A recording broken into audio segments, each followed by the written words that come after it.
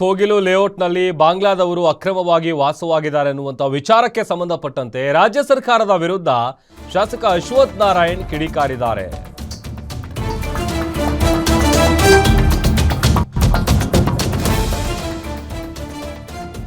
Kogilu cross ಬಳಿ ಅಕ್ರಮವಾಗಿ ನಿರ್ಮಿಸಿದಂತಹ ಶೆಡ್ಗಳನ್ನು ತೆರವುಗೊಳಿಸಿದಂತಹ ವಿಚಾರ ರಾಜಕೀಯ ಜಟಾಪಟಿ ಕಾರಣ ಆಗಿದೆ, ರಾಜಕೀಯ ಕೆಸರಾಟಕ್ಕೆ ಕಾರಣ ಆಗಿದೆ. ಇದೇ ವಿಚಾರಕ್ಕೆ ಸಂಬಂಧಪಟ್ಟಂತೆ ರಾಜ್ಯ ಸರ್ಕಾರದ ವಿರುದ್ಧ ಕಿಡಿಕಾರಿದ್ದಾರೆ ಅಶ್ವಥ್ ನಾರಾಯಣ್ ಅವರು. ಕೋಗಿಲು ಬಡಾವಣೆ ಕೇಸನ್ನ ಮುಚ್ಚಿ ಹಾಕೋದಕ್ಕೆ ಕಾಂಗ್ರೆಸ್ ಯತ್ನಿಸ್ತಾ ಇದೆ. ಇಲ್ಲಿರುವಂತ ಎಲ್ಲರೂ ಬಾಂಗ್ಲಾದವರು ಅನ್ನುವಂಥ ವಿಚಾರ ಗೊತ್ತಾಗಿದೆ. ದೇಶದ ಸುರಕ್ಷತೆಗೆ ಇವರೆಲ್ಲ ಇಲ್ಲಿರೋದು ಅಪಾಯಕಾರಿ. ದೇಶದಿಂದ ಮೊದಲು ಇವರನ್ನ ಹೊರ ಹಾಕುವಂತ ಕೆಲಸ ಆಗಬೇಕು. ಇಲ್ಲಿ ಯಾರು ಮಲಯಾಳಿಗಳಿಲ್ಲ, ಬಾಂಗ್ಲಾದವರೇ ಜಾಸ್ತಿ ಇದ್ದಾರೆ. ಕೇರಳ ಸರ್ಕಾರ ರಾಜಕೀಯ ಬೇಳೆ ಬೇಯಿಸಿಕೊಳ್ಳೋದಕ್ಕೆ ಹೊರಟಿದೆ. ಈ ಪ್ರಕರಣದ ಬಗ್ಗೆ NIA ತನಿಖೆ ಆಗಬೇಕು ಅಂತ ಆಗ್ರಹಿಸಿದ್ದಾರೆ ಅಶ್ವಥ್ ನಾರಾಯಣ್ ಅವರು. ಯಲಹಂಕದ ಕೋಗಿಲು ಕ್ರಾಸ್ನ ಅನಧಿಕೃತ ಮನೆಗಳನ್ನ ಇದೀಗ BBMP ತೆರವು ಮಾಡಿರುವಂತದ್ದು. ಕಳೆದ 9 ದಿನಗಳಿಂದ ಕೂಡ ಇಲ್ಲಿ ದಿನಕ್ಕೊಂದು ತಿರುವನ್ನ ಪಡ್ಕೊಳ್ತಾ ಇದೆ ಈ ಒಂದು ವಿಚಾರ. ಸೊ ಈ ವಿಚಾರವಾಗಿ ಇವತ್ತು BJP ನಾಯಕರು ಕೂಡ ಈ ಒಂದು ಸ್ಥಳಕ್ಕೆ ಭೇಟಿ ಕೊಟ್ಟಿದ್ದಾರೆ. ಇದ್ರ ಬಗ್ಗೆ ಮಾತನಾಡೋದಕ್ಕೆ ನಮ್ಮ ಜೊತೆ ಇದೀಗ ಮಾಜಿ DCM ಅಶ್ವಥ್ ನಾರಾಯಣ್ ಇದ್ದಾರೆ. ಬನ್ನಿ ಮಾತಾಡಿಸ್ತಾ ಹೋಗ್ತೀನಿ. ಸರ್, ಇವತ್ತು ಕೋಗಿಲು ಕ್ರಾಸ್ಗೆ ನೀವು ಭೇಟಿ ಕೊಟ್ಟಿದ್ರಿ, ಇಲ್ಲಿ ಎಲ್ಲವನ್ನ ಕೂಡ ಪರಿಶೀಲನೆ ಮಾಡಿದ್ರಿ, ಅದೇ ರೀತಿಯಾಗಿ ಅವರ ಮಾಹಿತಿಗಳನ್ನ ಕೂಡ ಕಲೆ ಹಾಕಿದ್ರಿ, ಏನ್ ಹೇಳ್ತೀರಿ?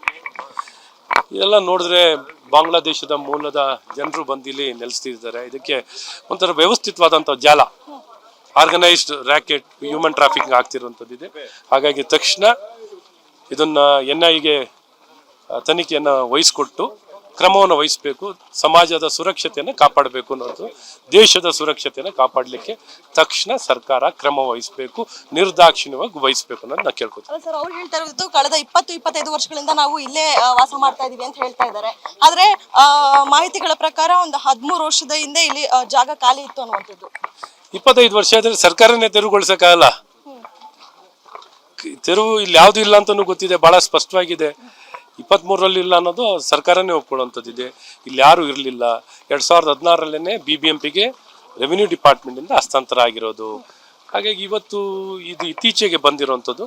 ಇದೆಲ್ಲ ಒಂದು ಕಡೆ ವ್ಯವಸ್ಥಿತವಾಗಿ ಇದನ್ನ ನೆಲೆಸಕ್ಕೆ ಇಲ್ಲೆಲ್ಲೋ ಸ್ಥಳೀಯವಾಗಿ ಈ ರ್ಯಾಕೆಟಿಂದ ವ್ಯವಸ್ಥಿತವಾದಂಥ ಜಾಲ ಇದೆ. ಹಾಗಾಗಿ ಸರ್ಕಾರ ಇದನ್ನೆಲ್ಲ ಬಯಲಿಗೆಳಬೇಕು, ಸತ್ಯವನ್ನು ಹೊರಗೆ ತರಬೇಕು.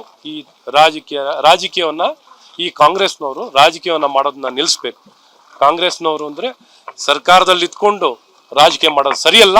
ಆಡಳಿತ ಕೊಡಬೇಕು, ಸ್ಪಷ್ಟವಾಗಿ ಒಂದು ಪಾರದರ್ಶಕವಾಗಿ ಕಾನೂನಾತ್ಮಕವಾಗಿ ಕ್ರಮ ವಹಿಸುವಂಥದ್ದಾಗಬೇಕು. ಇದು ಎಲ್ಲವನ್ನು ನೋಡಿದಾಗ ಇಲ್ಲಿ ಕಾನೂನಾತ್ಮಕವಾಗಿ ಸ್ಯಾಟಲೈಟ್ ಇಮೇಜ್ ಇನ್ನೊಂದು ಮತ್ತೊಂದು ನೋಡಿದಾಗ ಇತ್ತೀಚೆಗೆ ಬಂದು ನೆಲೆಸಿರುವಂಥವ್ರು. ಹಾಗಾಗಿ ತಕ್ಷಣ ಇವರೆಲ್ಲ ಬಾಂಗ್ಲಾದೇಶದ ಮೂಲದವರು, ಇದರಲ್ಲಿ ಏನು ಅನುಮಾನ ಇಲ್ಲ ಅನ್ನೋದು ಇದನ್ನು ತನಿಖೆ ಮಾಡಿ. ಇದೇ ರೀತಿ ಮಾದೇಪುರ ವಿಧಾನಸಭಾ ಕ್ಷೇತ್ರದಲ್ಲಿ ಆಗಿದೆಯಲ್ಲ, ಅಂದ್ರೆ ರಾಜಕೀಯ ಮಾಡೋಕ್ಕೆ ಚುನಾವಣೆ ಬರ್ತಿದೆಯಲ್ಲ ಕೇರಳದಲ್ಲಿ, ವೋಟ್ ಇನ್ ಬ್ಯಾಂಕ್ ಪೊಲಿಟಿಕ್ಸ್. ಭಾರತೀಯರು ವೋಟ್ ತಗೊಳ್ಳಿ, ಬಾಂಗ್ಲಾದೇಶರು ವೋಟ್ ತಗೋಬೇಡಿ. ಇದಿಷ್ಟು ಮಾಜಿ DCM ಆದಂತಹ ಅಶ್ವಥ್ ನಾರಾಯಣ್ ಅವರ ಮಾತು. ಕ್ಯಾಮರಾ ಪರ್ಸನ್ ಮಹೇಶ್ ಜೊತೆ ಕವನ ಶಿವಣ್ಣ, ಗ್ಯಾರಂಟಿ ನ್ಯೂಸ್, ಬೆಂಗಳೂರು.